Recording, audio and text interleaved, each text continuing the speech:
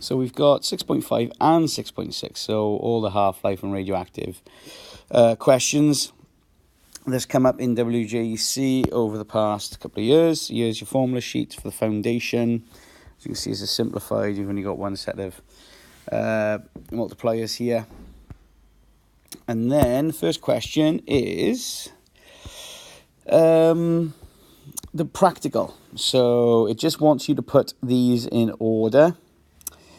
It's just a little bit of reading. It's a bit of working out for 3 marks. There's 4 answers for 3 marks. You'd need to get 2 right to get 1 mark, and then every further one is worth a mark there. But I'm not going to go through these because this is just a simple... you just got to work it out for yourself there. Okay. I've plotted the results then on this graph paper. You can see I'm slightly under my lines there, so I've got to be a little bit more careful. Once I've plotted those for 3 marks and done the curve, decay curve, it's going to ask me for the half-life. And to get the half-life, I simply, and it's always got to be on the y-axis, I'm going to half my initial activity, or number of dice remaining in this case, and it's going to come down to 200. I'm going to draw my line across, bring it back down. My half-life is 3.5 rolls. And I know that seems weird because you can't have 3.5 of a roll, but the mark scheme says you can give it to 1 decimal place, and I would recommend giving it to 1 decimal place there because it's definitely continuous data, this. The fact that it's a line graph as well, so you can give it to a decimal. Again, you can check that. You can come down from another 200 to 100, and it should be another 3.5 half-lives, or 7.5 minus 3.5. It's around about 3, but yeah, you're around about there. You want the same sort of gap to be, 3.5 and another 3.5 is going to be 7, isn't it? I don't know what I was on about there. But you want to get these gaps to be the same or similar, because it's not a perfect curve there. That's that question.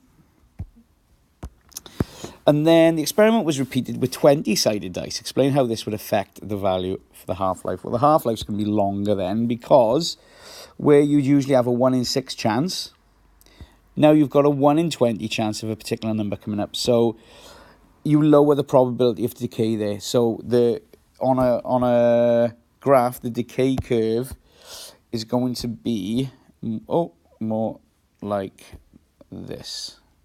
Okay, it's actually going to take longer. The half-life is going to be longer. And then let's go back here. Let's get rid of that.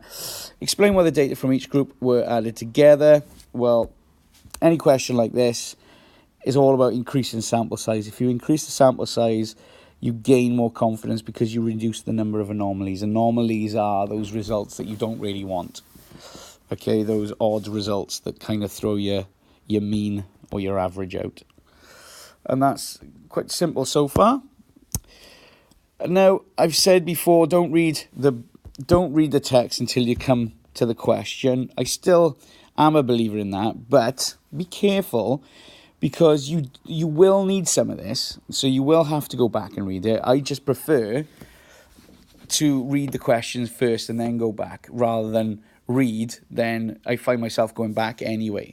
So I'm not saying don't ever read all this. That's all I'm saying. Maybe look at the questions first and then go back. Now, there are 99 neutrons in the nucleus of technetium-99. Well, I know already there can't be, because technetium-99, the number that always follows the element, is always the mass number. And you can see up here, technetium is 99 on top, big number, massive number, and then 43 as a proton number or atomic number. So there cannot be 99 neutrons, because there'd be no room for the neutrons, love them. Okay, so there's got to be a cross in there. Neutrons are the number, so it's a small number. The big number take away the small number. That's how you get your number of neutrons. There are 43 protons in the nucleus of technetium-99. Well, I'm happy with that, because 43 is the proton number, the number of protons, the atomic number. Also, you can get the number of electrons from that as well, because they must be the same number as electrons, as protons, unless it's an ion. There are 43 neutrons in the nucleus of technetium-99. Well, I can work that out by taking away the atomic number from the mass number, and there's 56, so that statement is incorrect, it's false. Technetium-99 is not found in the Earth's crust. It is found in the Earth's crust because predicted existence of elements, atomic 43. Element 43 is now known as technetium. It was actually discovered in 1933. It's artificial. It's man-made. So it's not found in the Earth's crust. There's a nice tick for that. Technetium was discovered by Mendeleev. No, he predicted it. There we are, predicted.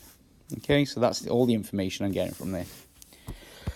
State why the nucleus of technetium is unstable. Whenever you get a question like this, the top answer is there is an imbalance between the number of protons and neutrons. That's going to come up somewhere, so remember that sentence. There's an imbalance between the number of protons and neutrons. And even if you're not sure, if you get a question and you're thinking, I just don't have a clue what they're asking me, why not chuck this down? Take a punt, because it's probably going to be in there somewhere. Then this question is that's always asking you is, what are they really?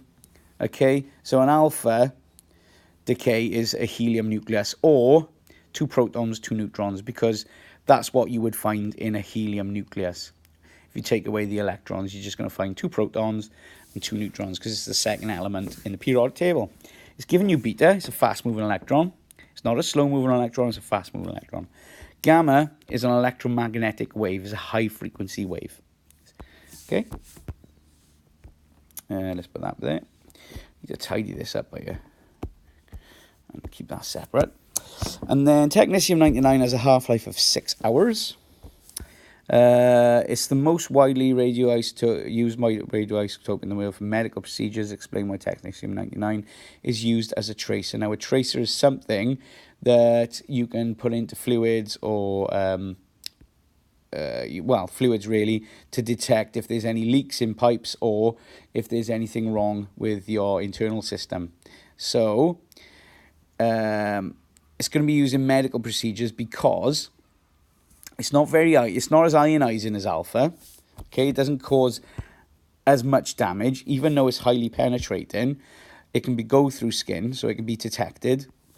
It's got quite a short half-life, so it decays quickly and it's easily detected. That's why they're going to use it. They're going to use small amounts. It's got a nice short half-life there, 6 hours, so it decays pretty quickly. It's not going to cause much damage. Whereas if you use alpha, alpha can't be detected. First of all, because it can't go through your skin. And second of all, it's really ionizing. Okay, it's got a positive 2 charge because it's got 2 protons. So it's looking to strip electrons all the time. So they're not going to use alpha. And keep an eye out for the half-life as well. Wanting a nice short half-life. This one, again, a lot of information. I'm not going to read unless I have to. There's a nice box of information there I might need, so I'm going to leave this up. And let's have a look what the question's asking. Oh, it's one of those tick boxes. And notice a theme here on this topic. We've got a lot of these multi-choice answers, so I should imagine there's going to be the same in the next exam. So you need to know stuff like this. It says the alpha radiation consists of helium nuclei. Yep, I'm happy with that. A nucleus of a helium, 2 protons, 2 neutrons. Alpha radiation is more ionizing than gamma. It's the most ionizing, so yes, that's definitely. Strontium-90 has 90 nucleons. Now, nucleons, the word nucleus, and ons, like protons, neutrons, it's just the number of particles in that nucleus. So yes, 90 nucleons is correct. Gamma radiation consists of low energy waves. Well, it's high energy waves, so that's incorrect. Gamma radiation only travels a short range in air. Well, it's a long range, so that's incorrect.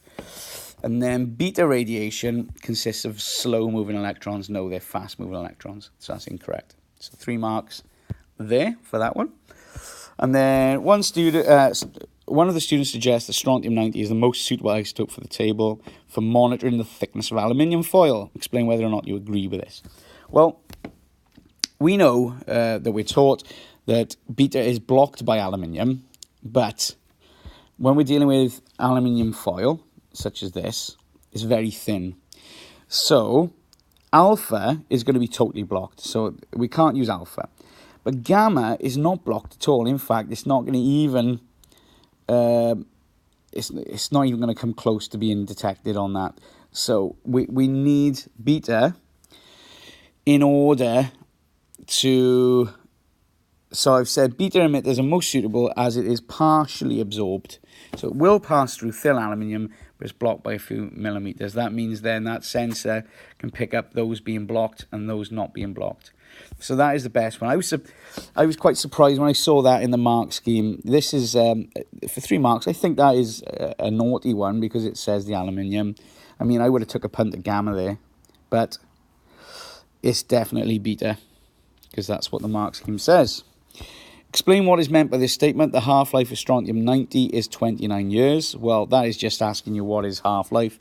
It will take 29 years for the mass or the amount or the decay on the number of nuclei to half. Okay? It will take 29 years for that activity to half. And then calculate the time taken for activity of strontium-90 to fall by 1/8. Well, if we start with 1, which is 1 over 1, and then we draw an arrow, 1 over 2. Then we draw an arrow, 1 over 4. So I'm just halving each time. 1 becomes half, becomes quarter, becomes an 1/8. Each arrow represents a half-life. I don't know why that's frozen on me. That's not good. Here it is. 1, 2, 3. So I got 3 half-lives. Each half-life is worth 29 years, it says there. So 3 times 29 is going to give me 87 years. Here it is, look. Put all that up there, and then it's part of the same question. Student teacher demonstrates experiment with radioactive sources. First, she measures the radioactive radiation in a laboratory, recording 150 counts in 5 minutes. So in 5 minutes, there's 150 counts. This allows it to work out the background radiation, but it's in counts per second. So we need to get this 150 in 5 minutes into per second. And to do that, we know that there's 300 seconds in 5 minutes. So, how many 150s counts in 5 minutes? Well, 150 divided by 300 seconds is going to give us 0.5 counts per second. Suggest 2 ways in which the teacher can improve the accuracy of results, measure for a longer period of time, take repeat readings, take mean. Yeah, it's all there for you. The marks are waiting.